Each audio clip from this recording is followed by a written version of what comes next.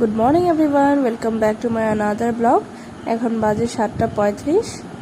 রোজ সকালে ঘুম থেকে উঠে আমি কিন্তু জানলাটা খুলেই বাইরের দৃশ্যটা দেখি। সারাদিনটা কীভাবে কাটবে সেটা তো জানতে হবে। তা দেখুন, আজকে কিন্তু রোদ উঠেনি। আর দেখুন, কালকে বিকেলবেলা এই জঙ্গলটা ছিল এখানে জানলার বাইরে, এটা পরিষ্কার করে দেওয়া হয়েছে।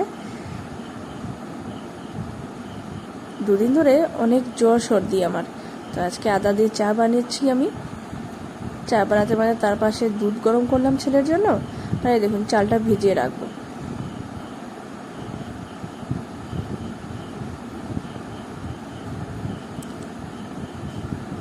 চলো চাটা খেয়ে নিই, চাটা খেয়ে তারপরে এসে সবজি টবজি কাটতে হবে। এই দেখুন, এই বাস্কেটে রাখা সবজিগুলো দেখতে অনেক ভালো লাগছে, কিন্তু দেখুন কালকে রান্না ক্যাপসিকামগুলো নিচে দিকে দেখি পচে যাচ্ছে। এই করলাটাও দেখুন কালকে রান্না, তাও কেমন লাল লাল হয়ে গেছে। দেখি টমেটোগুলো, না টমেটোগুলো ঠিক আছে। তো চলুন একে একে সবজি কাটা যাক। এই করলাগুলো এইভাবে করে কেটে নিয়ে নেবো। এই দেখুন করলাগুলোর ভিতর কেমন লাল লাল হয়ে গেছে, ভাবছি দুটো বিচি ফেলবো। পটলগুলো এইভাবে করে কেটে নিলাম আমি। পটল আলু বড়া করব আজকে। তেল দিয়ে কালো জিরে ফোড়ন দিয়ে করলা চচ্চড়ি বানাবো। আর এই দেখুন, এই পাশে পটল আর আলু রেখেছি, সেটা ভালো করে নুন হলুদ বেসন আর চালের গুঁড়ো দিয়ে বড়া করব। কালো জিরে ফোড়ন দিয়ে সবজিটা ছেড়ে দিলাম, নুন হলুদ দিয়ে দিলাম, আলুটা অল্প পরে দিই। এই পাশে করলাটাও হতে থাকুক।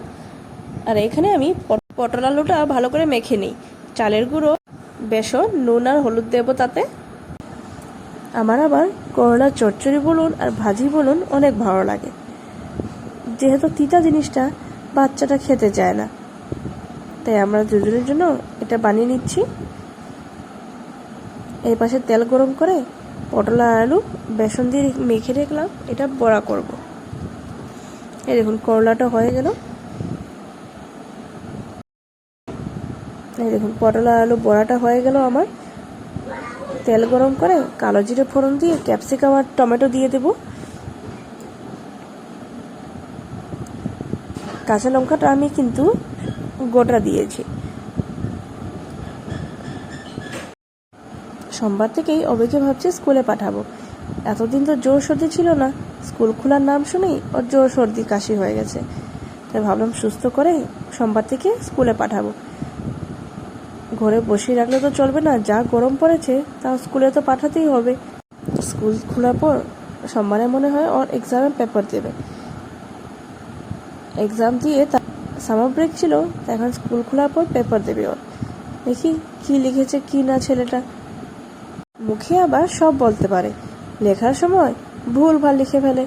লেখার সময় অভির যত সমস্যা, 0 লিখতে ভালো করে 0 লিখবে না, 8 লিখতে ভালো করে 8টা লেখে না, তাই সেটাতে তো মার্কস কম পাবেই ও। এই দেখুন পটল আলুর ঝোলটাতে অল্প করে ঘি দিলাম আমি, আর তার পাশে টমেটো আর পেঁয়াজটা পেস্ট করে নেব, গোটা জিরে দিয়ে ভালো করে পেস্ট করে নেব।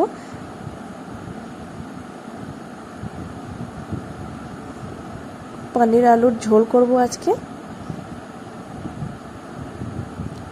ছোটবেলা কিন্তু অভি পনির খেতে চাইতো না, কিন্তু ভাতের সাথে টিপিয়ে টিপিয়ে দিতাম, কিন্তু এমনি ও খেতে চাইতো না। এখন তো অল্প বড় হয়েছে, এখন আবার দেখি পনিরটাও খেতে ভালোবাসে।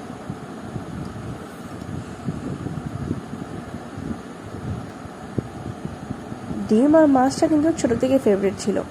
মাংসটা যেহেতু ছোটবেলা দিতাম না ওকে, যেহেতু ছোট ছিল, এখন আবার চিকেন করে, কিন্তু চিকেন খেতে পারে না।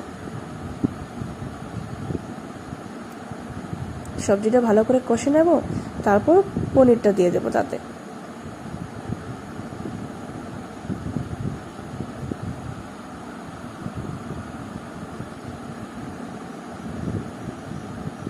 বাচ্চারা যা ভালোবাসে তা দিয়ে কিন্তু খেলে মনটা শান্তি পায়, মনে হয় না কিছু তো খেয়েছে। সবজিটা হয়ে গেছে, তারপর এসে দেখি এই দেখুন ছেলে কি কাণ্ড করে রেখেছে ঘরের। ঘরটা গুছগাছ করে নিই, তারপর আমি খেয়ে নিলাম চা। যেহেতু আমি বললাম আমার অনেক সর্দি কাশি জ্বর, তো ভাবলাম চা রান্নাবান্না শেষ করে অল্প চা খেয়ে নিই। চা খাওয়ার পর দুপুরে লাঞ্চ করে নিলাম। চলুন আমার ব্লগটা এখানেই শেষ করছি। ভালো থাকবেন, সুস্থ থাকবেন, আমার ব্লগ দেখবেন। Bye bye.